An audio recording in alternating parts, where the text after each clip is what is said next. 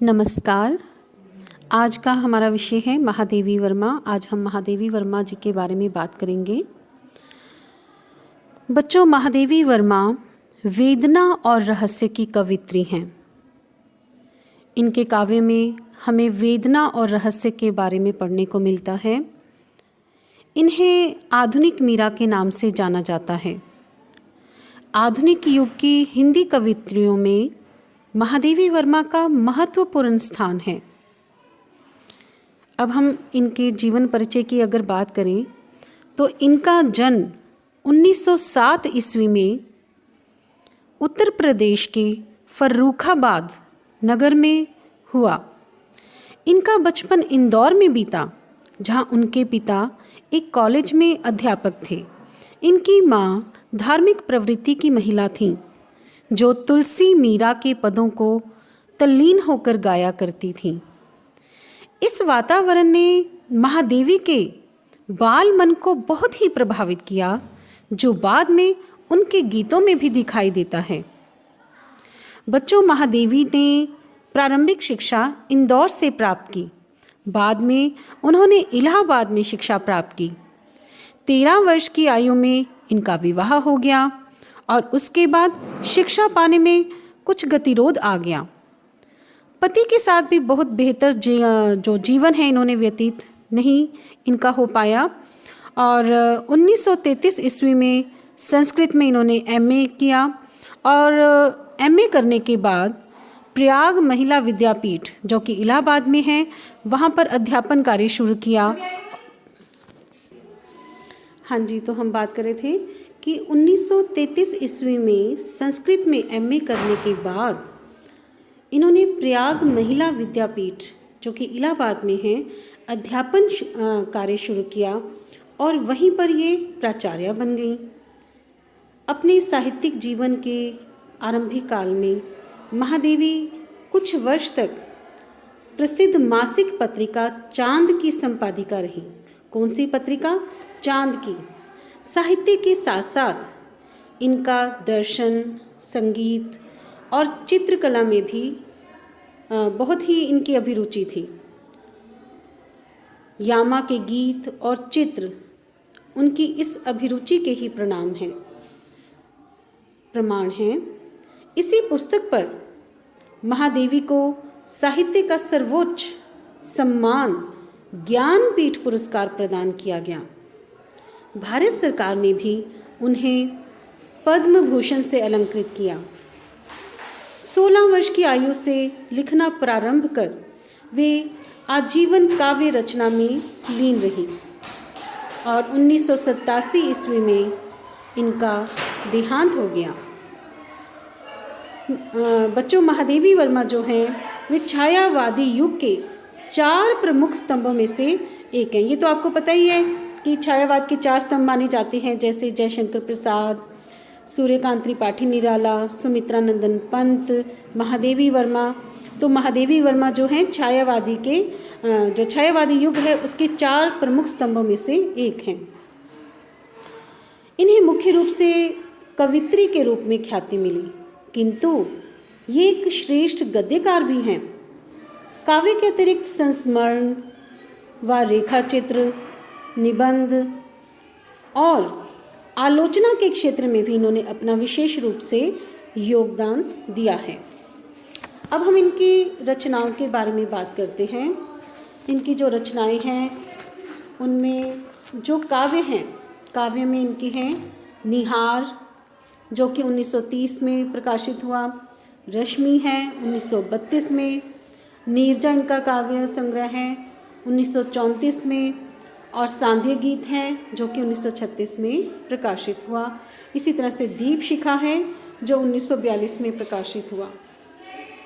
बच्चों, जो यामा हैं उनके प्रथम 4 काव्य संग्रहों की जो कविताएं हैं उनका एक साथ संकलन हुआ है।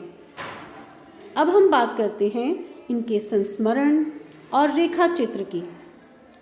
इनके जो संस्मरण और रेखा चित्र हैं वो हैं अतीत के चलचित्र, स्मृति की रेखाएं, पथ के साथी और मेरा परिवार। और अब इनके निबंधों की बात करते हैं, जिनमें है श्रृंखला की कड़ियाँ, क्षणदा। इसी तरह से इन्होंने जो आलोचनाएं लिखी हैं वो है आलोचना के अंतर्गत आधुनिक कवि की भूमिका, हिंदी का विवेचनात्मक गद्य, साहित्यकार की आस्था तथा अन्य निबंध। बच्चों, जो महादेवी वर्मा है उनका काव्य बौद्ध दर्शन के दुखवाद से विशेष रूप से प्रभावित है। रश्मि की भूमिका में वे लिखती हैं, बचपन से ही भगवान बुद्ध के प्रति एक भक्तिमय अनुराग होने के कारण उनकी संसार को दुखात्मक समझने वाली फिलॉसफी से मेरा असमय ही परिचय हो गया था। बच्चों, छायावादी कवियों ने प्रेम निवेदन को रहस्य की अनेक परतों में लपेटकर प्रस्तुत किया है। एक तरफ नैतिकता का दबाव था तो दूसरी तरफ मुक्ति का आग्रह। इन दोनों के तनाव के बीच ही छायावाद की जो प्रेम कविता है वो पनपी। महादेवी यद्यपि एक स्त्री हैं, अतः इनकी कविता में यह तनाव और परतें कुछ अधिक ही मिलती हैं। महादेवी के पहले काव्य संग्रह निहार में भावुकता की प्रमुखता है, तो दूसरे संग्रह रश्मि में उनकी जो ये भावुकता है ये संतुलित हो गई है। यहाँ वे कभी कभी वेदना के बाहर झांकती हुई दिखाई देती हैं। और जो इनका तीसरा संग्रह है नीरजा, उसमें महादेवी वेदना के प्रति आस्था से भरी उठी हैं। मधुर मधुर मेरे दीपक जल और बीन भी हूँ मैं, तुम्हारी रागिनी भी हूँ, इनके ऐसे श्रेष्ठ गीत हैं। इन गीतों में अनुभूति पहले की अपेक्षा अधिक सघन और सूक्ष्म हो उठी है। संगीत का माधुर्य भी यहाँ अपने श्रेष्ठ रूप में विद्यमान है।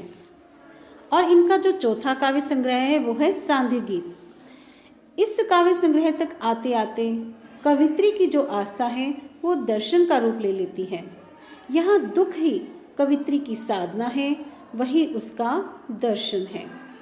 सांध्य गीत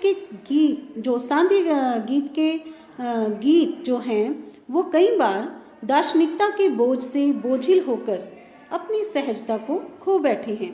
और इनका जो पांचवा संग्रह है दीप शिखा, ये कवित्री की आस्था का ही अगला चरण है। महादेवी वर्मा का समस्त काव्य वेदना भाव का अथाह और अनुपम सागर है। उनका वेदना भाव अस्पष्ट है, कभी वह लौकिक लगता है तो कभी आध्यात्मिक। लौकिक अर्थात कभी इस संसार से जुड़ा हुआ उनका ये वेदना भाव लगता है, तो कभी अध्यात्म से अर्थात ईश्वर से जुड़ा हुआ लगता है। इतना स्पष्ट है कि महादेवी वेदना को खोना नहीं चाहती, अर्थात वो वेदना से दूर नहीं होना चाहती। वे लिखती हैं, तुमको पीड़ा में ढूंढा, तुम में ढूंढूंगी पीड़ा। महादेवी वर्मा के वेदना भाव का एक अन्य कारण उनकी रहस्य भावना भी है। रहस्य भावना की विरह अनुभूति वास्तव में प्रियतम से ना मिल सकने की वेदना अनुभूति ही लगती है। महादेवी की रहस्य भावना भक्त कवियों से भिन्न है, अर्थात ये जो रहस्य भावना है भक्त कवियों में भी पाई जाती है, लेकिन जो महादेवी वर्मा की रहस्य भावना है वह भक्त कवियों से अलग है। यहाँ असीम के प्रति जिज्ञासा, आस्था और विरह तो है। असीम यानी ईश्वर अर्थात परमात्मा, अर्थात कि जो महादेवी वर्मा है उनकी काव्य में हमें असीम के प्रति, परमात्मा के प्रति, ईश्वर के प्रति जिज्ञासा, आस्था और विरह का वर्णन तो मिलता है, किंतु जो रहस्यवाद का चौथा चरण मिलन या अद्वैत भाव है वो नहीं मिलता। महादेवी वर्मा अन्य छायावादी कवियों की भांति अपने व्यक्तित्व का विसर्जन ना करके उसका अलगाव बनाए रखती हैं। तो बच्चों, हमने बात की कि महादेवी वर्मा जो हैं, इनके काव्य में मुख्य रूप से हमें वेदना भाव का अथाह और अनुपम सागर मिलता है। हमें रहस्य भावना मिलती है। रहस्य भावना मिलती तो है क्योंकि रहस्य भावना जो है वो भक्त कवियों में भी है, लेकिन वो जो रहस्य भावना का जो रहस्यवाद है उसका जो चौथा चरण है, मिलन या अद्वैत भाव, वह हमें महादेवी वर्मा के काव्य में नहीं मिलता। महादेवी वर्मा जो है, उन्होंने छायावादी कवियों की भांति अपने व्यक्तित्व का विसर्जन ना करके उससे अलगाव बनाए रखा है। अब बच्चों, जो महादेवी वर्मा हैं, उनके गीतों में भावों की विविधता भले ही ना हो, किंतु अपनी गेयता व कलात्मकता की दृष्टि से वे श्रेष्ठ गीतों की कोटि में आते हैं।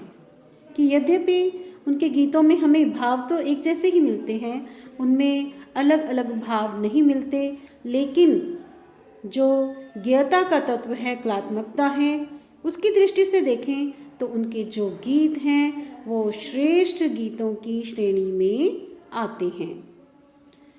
वेदना की एकांत साधना के कारण महादेवी की कविता में विषयों की विविधता बहुत कम है, किंतु इस एक रस्ता के होते हुए भी, जैसे कि मैंने आपको पहले ही बताया था, मुख्य रूप से कौन सा भाव मिलता है, वेदना और रहस्य का।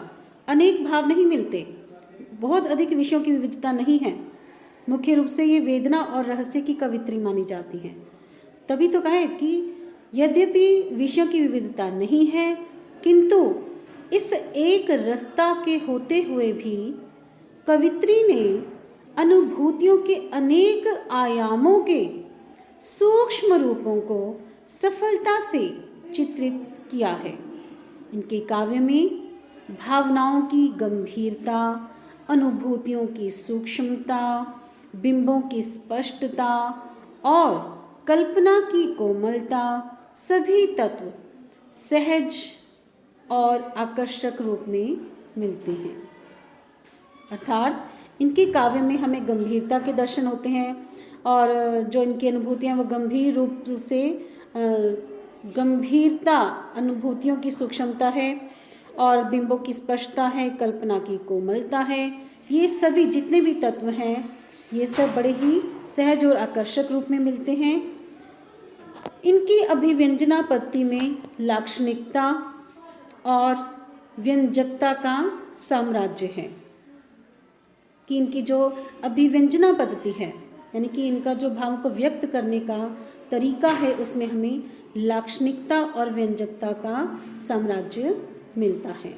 तो बच्चों, आज हमने जैसे कि बात की महादेवी वर्मा के बारे में, तो एक बार फिर से हम देखते हैं कि जो महादेवी वर्मा है मुख्य रूप से कौन सी कवित्री हैं? वेदना और रहस्य की कवित्री हैं, जिनको हम आधुनिक मीरा के नाम से भी जानते हैं। अर्थात आधुनिक मीरा, क्योंकि इनके काव्य में हमें वेदना के दर्शन होते हैं। और जो आधुनिक युग की हिंदी कवित्रियां हैं उनमें महादेवी वर्मा का महत्वपूर्ण स्थान है। जन्म है इनका 1907 ईस्वी में हुआ, उत्तर प्रदेश के फर्रुखाबाद नगर में, और इनकी जो शिक्षा हुई है वो प्रयाग महिला विद्यापीठ इलाहाबाद में, और इनकी मृत्यु हुई है 1987 ईस्वी में। और ये मुख्य रूप से इन्होंने जो संपादिका रही हैं ये हैं चांद पत्रिका की। तो आज का जो हमारा विषय रहा महादेवी वर्मा, हमने बात की महादेवी वर्मा के बारे में। इनका जन्म हुआ 1907 में और मृत्यु 1987 ईस्वी में, और ये छायावाद के 4 प्रमुख स्तंभों में से एक जानी जाती हैं। जैसे मैंने आपको बताया था कि छायावाद के 4 स्तंभ माने जाते हैं: जयशंकर प्रसाद, सूर्यकांत त्रिपाठी निराला, सुमित्रानंदन पंत और महादेवी वर्मा। तो महादेवी वर्मा छायावादी युग के 4 प्रमुख स्तंभों में से एक हैं। इन्हें मुख्य रूप से तो कवित्री रूप में ख्याति मिली है, किंतु ये एक श्रेष्ठ गद्यकार भी रही हैं। तो बहुत बहुत धन्यवाद आपका। धन्यवाद।